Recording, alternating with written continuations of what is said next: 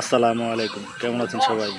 দেখেন, এক ফোঁটা মধু সংগ্রহ করতে মৌমাছির কত হাজার ফুলের উপর গিয়ে বসতে হয়, কত ফুলের ভিতর থেকে মধু সংগ্রহ করতে হয়।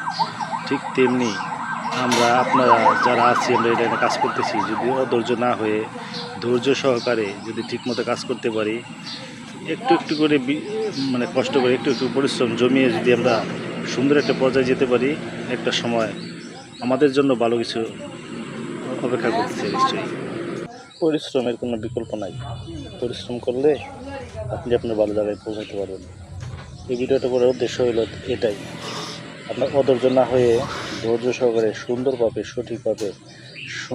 আপনার কন্টেন্টগুলো গুছিয়ে সাজিয়ে যদি পরিশ্রম করেন, আপনার পরিশ্রমের সফলতা আপনি নিশ্চয়ই পাবেন, ব্যর্থ হবেন না।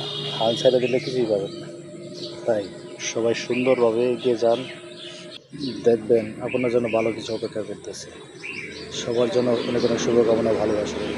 ভালো থাকবেন সবসময়। ধন্যবাদ।